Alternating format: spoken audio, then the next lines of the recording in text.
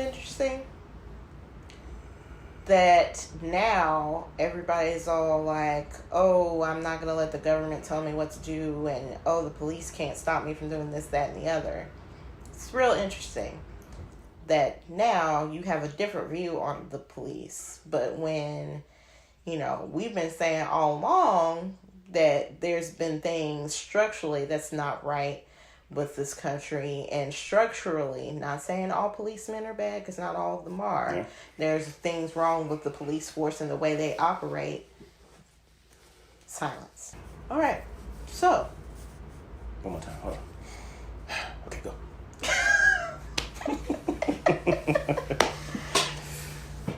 Moving on to the next person. Eric Mirez of Evangel Bible College in Upper Marlboro. Like the cigarette. She's the pronunciation person. Maryland. Live streamed a confrontation on Facebook between members of a church who were not practicing social distancing and state police. Okay. All right. So apparently this live stream, and I checked it out, I didn't watch the whole thing. It was about an hour and 47 minutes. So this gentleman basically was going out. He was in church, and he had a pretty large number of people. They were separated. But, even with the distance that he had them at, it was still over the amount that was allotted. And he was openly just challenging the government, the state government's mandation of stay at home. And, he felt just in saying that his amendment rights were being violated by being forced to stop. That he was saying that we were, the church will not live in a spirit of fear, and that we will abide by, the way God wants us to, and we're going to fight this, and we're going to do this and do that. And I'm like, okay, I love the motivation and the conviction, but it's in my opinion, and like I said, it's my humble opinion, it's still not right when you don't abide by the laws that are put in place to keep people safe. There are a lot of things within this whole COVID-19 that we will talk about either on the show as a group or on our individual segments, that there are theories of mine and theories of hers, and it ain't pretty. But at the end of the day, we realize, most importantly, that this is real. This is you can call it a ploy, you can call it whatever you want to call it, but it is it's a real situation where a lot of real people, are now no longer breathing or living, or if they're still alive, they're in extreme amounts of pain. And it's just, I just don't understand what is wrong with people and not taking it serious. You know what I find interesting? That now everybody's all like, oh, I'm not going to let the government tell me what to do, and oh, the police can't stop me from doing this, that, and the other. It's real interesting that now you have a different view on the police. But when, we've been saying all along that there's been things structurally that's not right with this country, and structurally, not saying all policemen are bad, because not all of them are. Yeah. There's things wrong with the police force and the way they operate. Silence. Yeah. But now that it's affecting you directly, and possibly even your pockets, you got something to say. Well, let's take it deeper. With this health crisis going on, the black community has always been put under the table and stuff put on top of us in regards to the healthcare and medical assistance that is needed. You just recently heard about the number of black men and women are dying or even getting sick by this. It's not because they're catching it, it's because they can't get treatment. I have to say, to Dr. Fauci's credit, big ups to him for putting it out there. He said, this virus has waken us up to the fact that there are some disparities when it comes to certain communities and other certain communities. And it's not just like the African American community, it's just poor people in general. Yeah. Because, some of us that are poor and don't have insurance can't even go and get tested for the virus. So if we have it, what do you do if you don't have the means to go to the hospital and try to get yourself help? Right.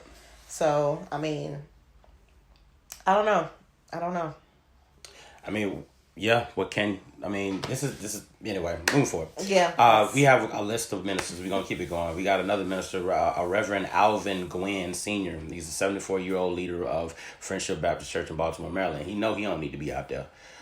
Being 74 years old, you need to be at the house somewhere on camera or something. But the Baltimore Sun, he said that he has no plans of canceling church service despite the governor of Maryland Larry Hogan issuing the limited size of gatherings to 10 people or fewer, March 19th. This gentleman said that he said while he was preaching to 10 worshipers on Sunday, 4 patrol cars, let's say an event that happened with him, containing 8 or 9 officers attempting to enter the church building, but his security guards kept them out until he was done. Now, I got a little issue with that. So, you trying to tell me that you had your 10 people, okay, according to your guidelines, but then you said there was police officers, 8 or 9 officers in patrol cars trying to enter your church, and you had security guards keep them out? I'm interested to know how they did that. How you kept police officers out of the building? Like, what was going on? That sounds like a lie. Well, he's quoted saying, "You should have seen it. Man, it looked like a police raid on a drug deal." I don't think that happened. Post the video or it didn't happen. I'm trying to understand how your security guards stop some police officers that have jurisdiction to enter, the premises based off of this or state order. They can enter. And how many security guards was it? Because were there 2 or 3? And how did they stop 8 or 9 police officers? Right. Because I know I've seen videos of raids on small apartments where it's like 10, 15 police officers busted into one small apartment to get one person. Yeah. And they didn't have no trouble getting in. Right. So. I don't know. I mean, who knows? Who knows? But, the gentleman said that he's going to continue to abide by the 10-person limit on a first-come, first-served basis. And he said he believes in his First Amendment rights. He said, remember, we have the First Amendment, which guarantees our most fundamental rights. Then he goes on and says, can the state stop people from coming out of their homes to worship? It's a constitutional question. Congress can't make laws governing worship or peaceful assembly. Our democracy wouldn't be here if we didn't have those rights. Listen, y'all. Again, I feel like I keep needing to say this because I feel like a lot of y'all aren't getting it. No, I think people are getting it. Them pastors, they ain't getting it. You do not have to be inside the building to worship God. Right. You don't. Nobody said you couldn't worship God, you couldn't have services or none of that. Right. They were saying don't go inside the church. Right. There are a plethora of ways. And matter of fact, you posted a Facebook Live which proves that you didn't have to be in a church to get your message out. Right. Go ahead, because I can't anymore. James Hodges, this gentleman is the director of the Center for Public Health Law Policy at Arizona State. Okay, so he is quoted. Now, this gentleman is one of the ones that's actively trying to come up with ways to deal with this pandemic, especially with the disobedience of people not abiding by the state governing laws or whatever. So he was quoted saying, "You don't have a right to assemble against the backdrop of a known public health risk." He explained that officials typically have to go through legal processes to close an establishment or shut down public gatherings, but under a state of emergency, everything is expedited. He also said it's not that we don't have the time for First Amendment interests, it's that we must act fast. Okay? What was open today can be open. What is open today can be closed tomorrow. State of emergency, an emergency health crisis. That's why things are happening the way that they are. That's why things are shut down the way that they're being shut down. I get some of my people out there, you guys understand that, but at the same time, it's like I think there's some onesies and twosies that don't get it. And apparently they don't get it. And it's not even they don't get it. They don't care. Because and that's what it boils down to. It boils down to whether people care or not. And if they care, following the rules would not be hard. Just like Lala said, her pastor has called phone calls, conferences, via teleconferences.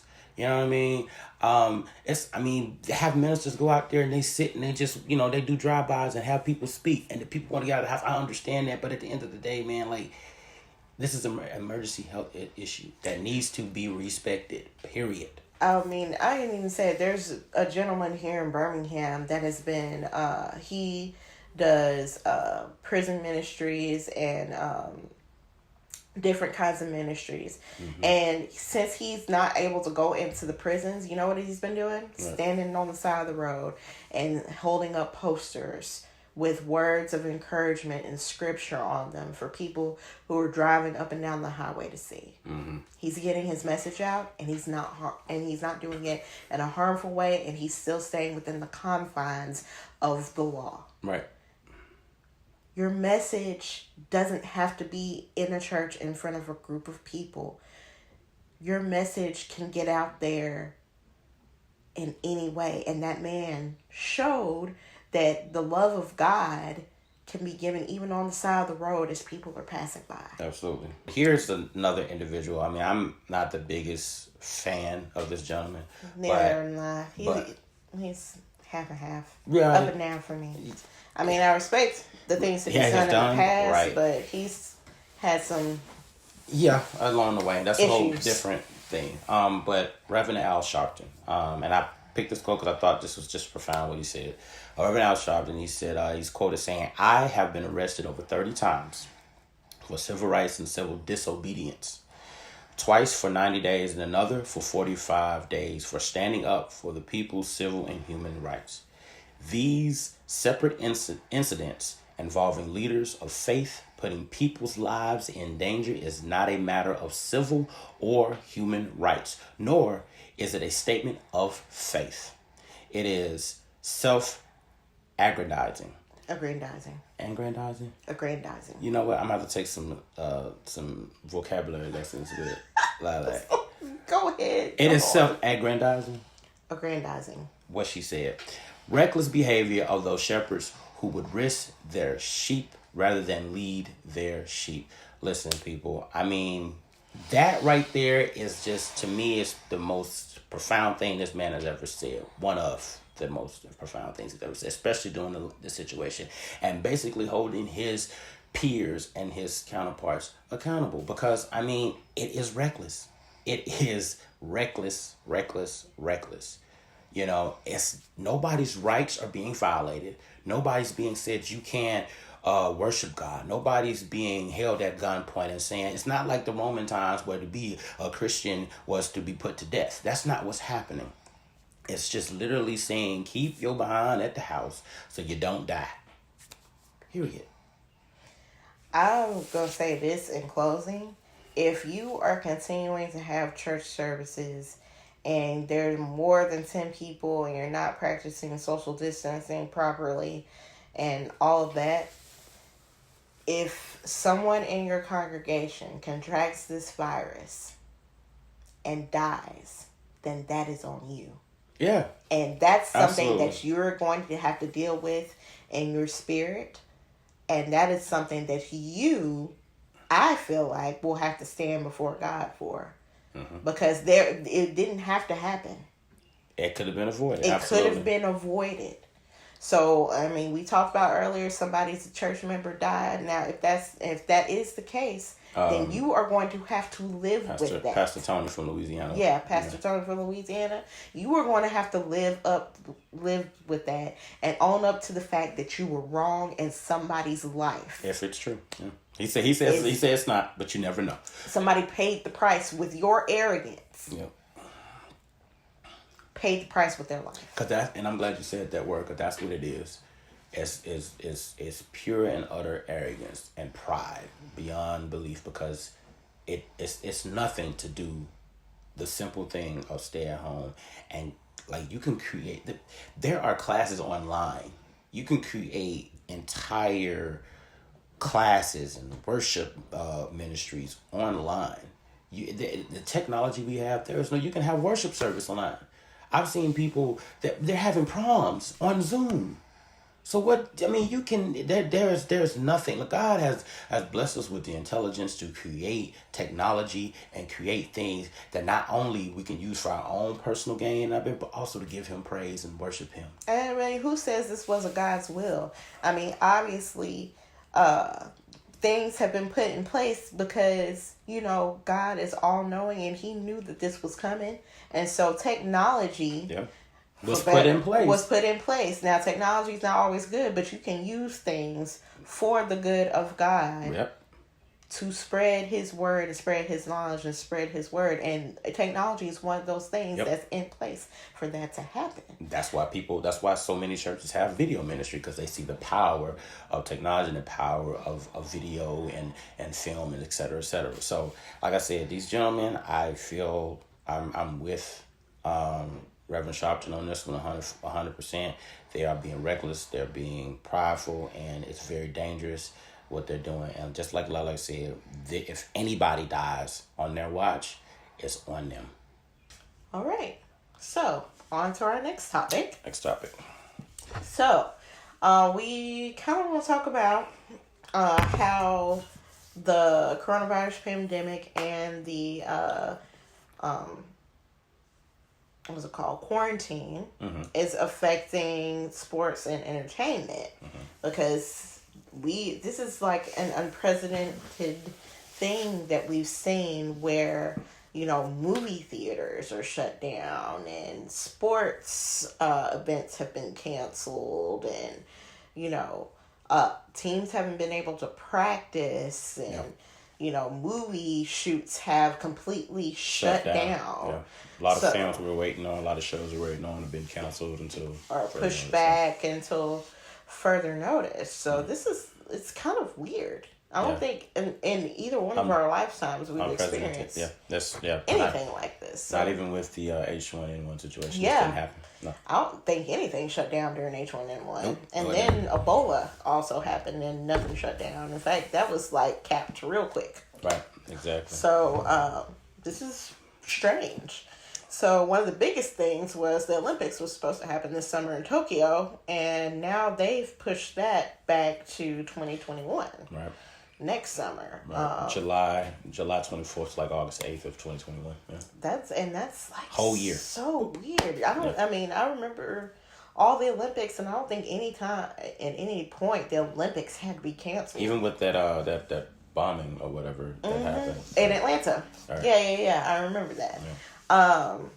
Still happened. Still moved on. As a callback to one of our later episodes, Richard Jewell, which Kathy Bates was nominated for, was actually about the person who did the bombing in Atlanta. I did some research on it and I found that out. But anyway, I digress.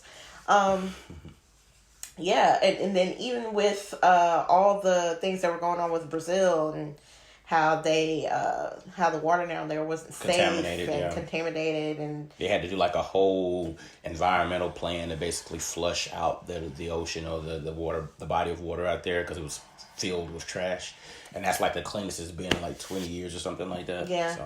There's a lot of things that happened with that, and some of it was not good for the people that live there. But anyway, I guess. But yeah, so that's one weird thing. And then NBA shut down when the playoffs was about to start. Yeah. Or right when the season was about to start. They were in preseason, and the full season was about to start. No, it had already gone. They were going into the playoffs. Oh. Yeah, they had did a full season and everything. Oh, that's right, because it kind of starts in winter, and then summertime is when it's June, April, May, June. It's just when we go into the playoffs, and finals and all that jazz. Speaking of NBA, the NBA commissioner Adam Silver, he stated that he will make a decision on the NBA season sometime in May. So we're in April right now. So next month he is supposed to announce something. We don't know what's going to be announced. It'll probably do what they planned on doing in the first place, which is doing doing the games without crowds in the stadium. Right. So basically playing the games, but nobody being there. Right. Which I think might be the smartest thing. Even if like we open back up as a precaution, it might be better to do it that way. Right. But, true. You know. I mean, it's an option. Options are pretty much what they're trying to figure out what they're going to do. Moving to the next sport, NFL Commissioner Roger Goodell, he's canceled all off-season programs until further notice, and the NFL has, the NFL has not been canceled, not yet, but all the off season, all the work up until the season has been eliminated. So, I mean, just looking at that, if we don't get a handle on this, even though the NFL is out, ways out, if we don't get a handle on this, it potentially could shut the NFL season down. So, it's possible because, if you look at what happened in Louisiana, before we really got a hold of this thing and knew how serious it was, they had Mardi Gras, and there were like thousands of people at Mardi Gras, and a good chunk of those folks ended up being sick. Getting COVID. Yeah, so, I don't know, large crowds right now. It's not the end thing. I get nervous if it's just like 4 or 5 people when I'm in Walmart. If it's 4 or 5 people that are too close to me, I get nervous. I'm like, y'all gotta back up. Well, y'all gotta back up. I do. Too many people. I do the early in the morning thing. Me and my moms, we go first thing in the morning because we ain't got time for this. I ain't got time for it. And no. But speaking of large crowds, we have a couple of things. Okay, so Coachella has been pushed to October for now because that could change too. Bachelor. But anyway, I was waiting for that. Never in my life have I heard this ever happening. Disney parks and resorts are closed. Yeah, that's crazy. What? Right? Like, it could be like, I didn't think anything would close a Disney park or resort, but this did. This closed it. This is unprecedented, man. This is crazy. I don't even think like when September 11 happened and they were thinking about closing the parks because there was a good chance that they would become a target. Yeah. I don't even think Disney World closed then. They stayed open. Yeah. They just took extra precautions like security measures. Heightened security. On the film side of things, we got the Tribeca Film Festival has been postponed to further notice. They haven't given any dates for that. Something pretty interesting. Moviegoers, movie lovers. There have been a lot of transition. If you guys haven't already known, that a lot of films, the films that haven't been pushed to a later date. They have been, AMC has released what they call AMC Theaters on Demand. And they're doing that to release their in-theater movies digital. So you have the option of doing that. Amazon Prime has also done it, and YouTube has also done it.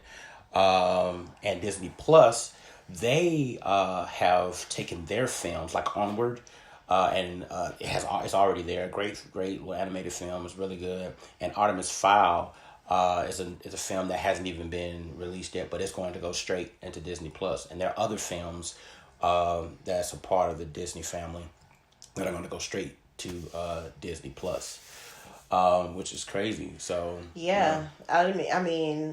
the whole theater going experience might change. Yeah, and we'll talk about that a little bit. We have a little segment like our predictions that we have a little bit later. But like, as someone who's an avid moviegoer, this is like kind of, it's so weird. It is very weird. It's really unnerving because, literally everything that we know is shut down, and I don't do a lot of things, but the things that I do, the little things that I do, like movies, is like gone. I'm cool with watching it at the house, but it's just the movie experience itself is kind of, unless you have a home theater set up with the chairs and the actual screen and all that, it's very, very different. Because some movies are made specifically for that experience. Right. Exactly. And you can watch it at home and still get a good sense and still have a good time. Right. But like some of the films that they have pushed back, you really do need to be in a theater to appreciate it. Yeah. But well, speaking of the movies being sent to digital and taken, and that's not a theater because the movie theaters are closed. We have the question of price to rent and buy. Is it too much? So apparently, and it depends on the movie.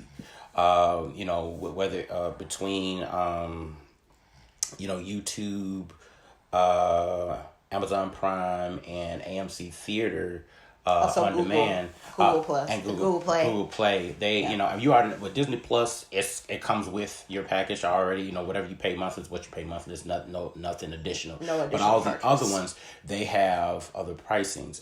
And to rent, it could be as low as $5.99 to $19.99, and that depends on the movie. And to buy is automatically $19.99. So I think like the movies that were like released just as the pandemic kicked off, those are the ones that are $19.99. Right. So for example, what's the movie with Homegirl from The Handmaid's Tale? Invisible Man? Oh, I think that had okay. Oh yeah. I think that had just come out. Right. But then everything shut down, so they put it on Amazon Prime, and it's $19.99 to watch. Right. That one, The Hunt, on The Way Back, the movie with Ben Affleck, I think that's $19.99. But like she's saying, the other movies that were already in, you have the luxury of $5.99 or $19.99. Bloodshot, I bought that, the Vin Diesel movie, and you can only buy it. Like, they don't even give you an option to rent. You can only buy it, and it's for $19.99. There's some more movies where there's only the rent option to buy. So I guess they went ahead and did their digital release. Right. And you can only buy, like, Bad Boys. Bad Boys was still in theaters. Right. But then they did the digital release early, I think, because of everything that happened, and it's $19.99 to buy. Right. But yeah. But the question is it too much? I mean, a lot of people freaking out about it, but I mean, we spend about that much or more at the movie theater. So, and I was talking about it, and she was telling me, she was like, look, they have to make their money back somehow, you know?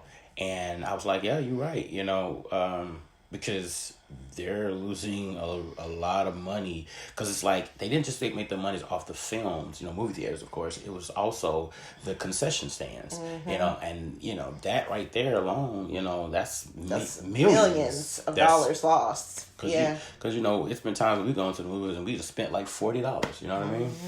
So yeah. And then the box office has stopped because there is no box office, right? Right. So those numbers are gone. So the studio has to recoup money somehow. So I guess that's why. Okay, so we've been talking about this, and we have a few predictions for how things might move forward post-pandemic. Right.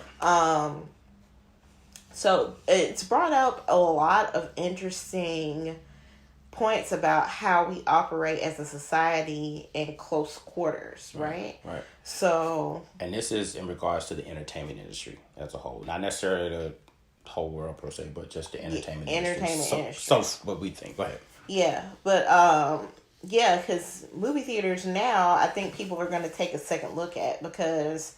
of the cleanliness of movie theaters. Yeah. Even before this, there was a theater here in town that had a terrible case of bed bugs. It made the news. Right. And a lady happened to be sitting in her seat, and she was like, "Why? Something feels like something's biting me." Right. And then she turned her flashlight on, looked down, and the seat was covered in bed bugs, which is like, ugh. Yeah, that's freaky. Yeah. So, yeah, and so like when this whole pandemic thing came out, my mom and my aunt, I overheard a conversation they were having about them being like, "Oh, I'll never go to a movie theater again if I could just watch the movie at home because it's nasty in there." Right. So, just in general, but now it's like, will that become an option now that movies are being released and streamed, and you can stream them from home? Will people be more willing to go out to the theater as opposed to staying home and watching videos? Because before, the only way you could watch videos is if they were on Netflix or on TV or on one of these other streaming services. But, like, say, for instance, brand new movies, if they start releasing them on streaming services instead of theaters, will that eliminate theaters? It's a possibility. Right. So the first protection is everything goes straight to streaming. Another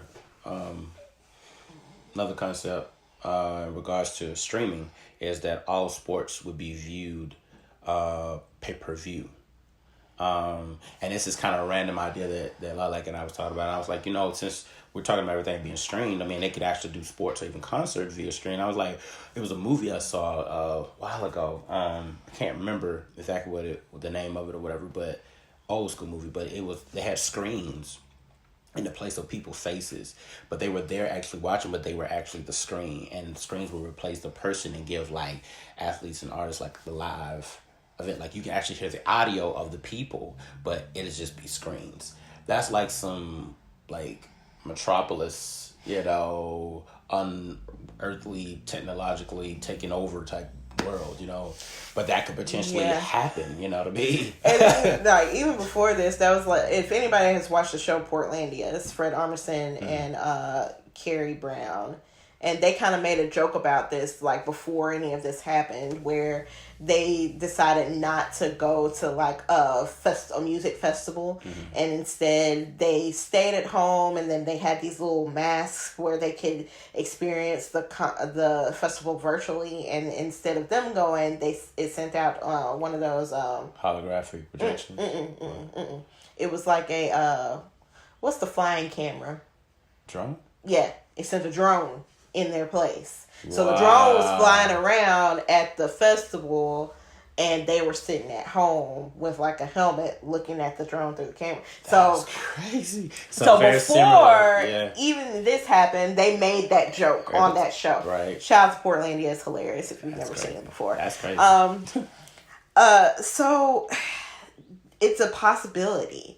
Another possibility is, instead of like going out to the movies, people might spend that money to create huge home theaters, to get bigger TVs, better sound systems, to kind of replicate that experience. Yeah. Now, I know people, there are some people that have already been doing this, but if for some reason people don't feel comfortable going in movie theaters anymore and being in close proximity to people because of what's happened with the pandemic, then I think we'll start seeing more of that. And then some of these TVs are like crazy, like the 4K TVs. Well, I looked at one and it looked like I was standing right next to the people that were on the screen. Yeah, it's crazy. It's really intense, and I think the quality is only going to go up from there. Right. So they have 8K. They have 8K. So yeah, and it's ridiculous how beautiful that footage is shooting with forward 8K and things like that. Phones are now able to shoot 4K, and I'm pretty sure they're going to be able to shoot 8K pretty soon. But yeah, speaking of consumers, cable channels could potentially be out of the loop, like cutting. And we talked about this like in the very beginning. In the first episode, we were talking about like predictions of the film industry and things like that, and cable being opted out and streaming services would kind of be the thing. And I mean, it's slowly but surely like happening, and it may happen sooner than later. I mean, there's a lot of things on cable, but a lot of these cable companies are creating their own streaming services. So, I mean, and then like if these sporting events in particular stop having like a bunch of people in the stadiums, what'll probably happen is it'll go pay-per-view. And the games won't be shown on regular cable anymore. For instance, I know TNT shows all the basketball games, especially like during the playoffs. So again, they could be cut out of the loop, and then all those could just go straight to pay-per-view.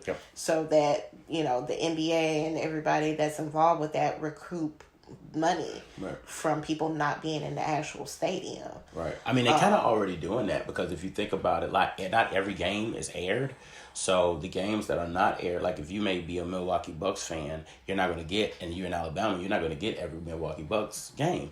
But if you subscribe to, like, I think it's the NBA ticket or something like that, or with the NFL, I don't know if it's the Red Zone anymore, but they have the NFL, like you get to watch all of the games. So, and that's kind of been in effect, but I think it'll probably be more prominent because of this and how things are going, Yeah.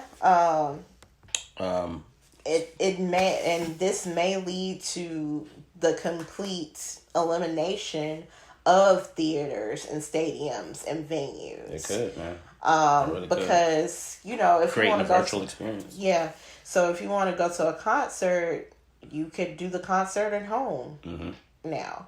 I mean, not that wasn't always an option, because I think like Coachella started streaming through YouTube. That's how a lot of us were able to see the Beyonce's performance. Beyonce's Technically, performance. we're already doing it, you know. So we've already started, but it might become more prominent as people are now more aware of how easily germs spread, especially in large groups. Especially at the music festivals. There's some crazy stuff that happens there. I've never actually been to a music festival, but from what I've seen and heard, the drug and alcohol consumption there, and people are just gross. They're walking around barefoot and just going to the bathroom wherever.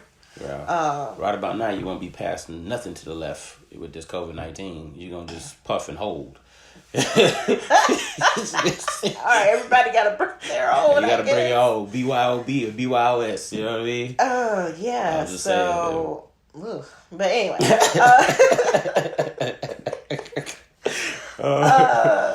Real talk. I mean, this is what we. I mean, this is what we're doing. Like with the elimination of other theaters, will potentially follow the example of AMC theaters and start their own streaming services. I mean, why not? Everybody's doing it. Just about every channel has an on-demand. You know, AMC started doing it because of this, and I'm pretty sure all the other theaters that are in competition with AMC are going to follow suit. They're gonna have to, or become obsolete. You know. Which it kind of sucks for like the smaller independently owned theaters, because like how will they recoup?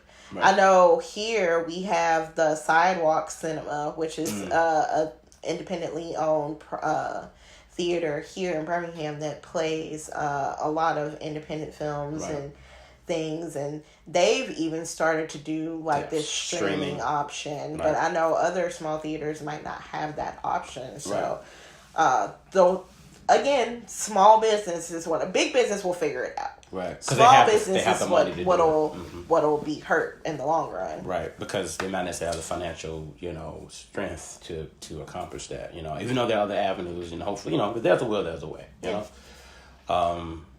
Interesting thing, drive-in movie theaters could make a comeback. I mean, which is not a bad idea. Not at all. Because the drive-in experience, there's one drive-in theater here, and we've been to it before, and it was fun. Yeah, it was dope. It was a lot of fun.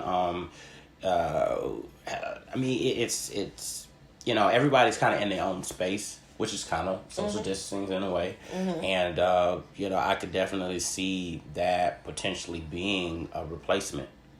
For people that want something different than being inside the hall, and hopefully it stays inexpensive, because the drive-in was actually cheaper than going to an actual movie theaters. Yeah, it was, which was crazy to me, but it makes sense, And then you can bring your own snacks if you want to, or if you want the full experience, you can still go to the concession stand and get your popcorn and all that good stuff. Exactly, yeah. So,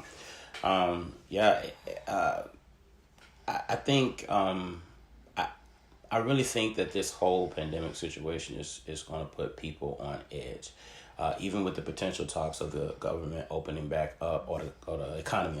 Opening back up. People are going to still be afraid. I mean, I've seen posts on Facebook and Instagram where people's like, "Well, y'all can go on out there, but I'm just going to sit here at the house."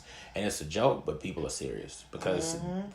A lot of folks are paying attention to what's going on, and Dr. Fauci. Thanks to Dr. Fauci for just being upfront and honest as much as possible, as I guess he's allowed to be in regards to this. But because this is a very, very strange. We were saying that a lot, but it's really hard for us to even wrap our heads around what's happening. This is a very, very interesting theory that I'm gonna give you credit for this, Well, so what I said is that what also might happen is they will let people back into these big events, but it'll be at a higher cost. Right. So maybe only a few people will be able to go, because you see celebrities at basketball games and football games all the time. Especially at basketball games, you'll see a lot of celebrities sitting courtside. Right. What might change now is that instead of having seat tiers, only a certain amount of people will be allowed in. Right. And the tickets for those events will be will skyrocket. So it'll make it so that only the elite or the 1% will be able to attend these events. Right. So it's like every seat is like a skybox. You know what I mean? And you already know skyboxes start at 10K or something like that, maybe at a minimum. But yeah, it makes sense. It makes sense. Any of these sci-fi films that talk about, it's kind of like a post-apocalyptic type situation. It's always the 1%ers or the wealthy that tends to live freely. That tends to live. They still get to live the way they want to. Yeah. And it's crazy, that this potentially could happen, and that the middle class and the lower class are the ones that are potentially, as always, left in at the back burner or left to fend for themselves because we don't fall within the 1%. I mean, it is. It's like a Hunger Games situation because everybody in District 1 was able to sit back, relax, and watch the games, and it's entertainment for them. Right. But for the rest of the districts, it's like torture because it's like you're watching people that you grew up with, or not even grew up with. You're watching children kill themselves, and kill each other. Right. So, I mean, I don't think it'll get that extreme. If it does get that extreme, I'm dipping out. I'm going to do what I got to do, But we haven't gotten to that point bang, bang. yet. We haven't gotten to that point. We're nowhere near that point. But, the potential is there for us to tumble. Yeah, purge. It's crazy. Matter of fact. Don't do that. So, in Louisiana, a town in Louisiana, the police department in this town, and I'd have to look it up and tell you exactly what it is. And when I find out, I'll post what I saw on our Instagram and Facebook pages. We have Facebook now. Ding. But yeah, so the police department accidentally played the horn from the purge. Quit playing. And people were like, what? And so I think people were like shocked. They were like, did they know what they're doing? And so the police department, I guess, had never seen the movie. And they were just like, this is just the old army call. We didn't realize that this is the same sound that was used in the film. And people were like, what's happening? Are we in a purge now? Oh, man, that's crazy. We're not in a purge. Could you imagine the reaction of folks? And then people, oh man. Mm-mm. What? I mean, what? I don't know what I would have done. I would have been like, we're gonna lock all the doors. We're gonna make sure all the doors are locked, and I don't own a gun, but like, don't matter. I mean, you can come up in this house you want to. I don't have a gun at my house. You ain't leaving. Okay. Anyway, moving on. This is, but yeah, the potential for elitism to become even more elite, because I know, like, even before this, like with theater performances, like on Broadway and everything, the prices for that have gone up exponentially even before this pandemic. Right. Because there's some popular plays out there, Hamilton being one, and I know Hamilton, it was real hard to get a hold of tickets for that. Yeah. I know, I tried. I was told my sister, she's up in DC, and I was like, hey, can you get me some of that Hamilton? I would be like, hey girl, you got some of them Hamilton tickets up there. Why you wave your hands together like that? Hey, you got some of them Hamilton tickets. A sister trying to go see Hamilton. Yeah, cuz you got it. You got this stuff. Tripping. Just But one of these days, it's really sad I can't see it with the original cast. Broadway's shut down. That's crazy because of this. I know. Yeah. That's real sad too. I feel really. There was NPR did a whole little segment on the shutting down of Broadway, and they were just like shocked that happened because it's unheard of. Yeah. Unheard of. So. Yeah, and you know how long Broadway's been around for hundreds of years, and I think this is the first time it's ever been shut down. That's crazy. Certain religious spots over 100 years never been shut down, having to shut down. This I'm telling you, man, this situation is just crazy. To go back to the earlier segment, you know what I've noticed? during the shutdown, I have not heard of any mosques or temples or any other religious places staying open during this pandemic. Seems like they've been following the rules, but I digress. I just want to throw that out there. That's interesting. Anyway, that's very interesting. And it's very telling. Sorry, because we kind of backtracked. Anyway, we'll move on to the next segment now.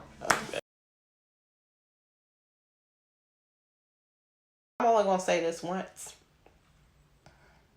because you already know. Candyman. I'm not going to say it no more. Girl, I walk clean up out this room. And hey, don't say that. Don't you say that. Don't say that. Don't you. When she did that, I was like, oh, that's a mama. That's a mama.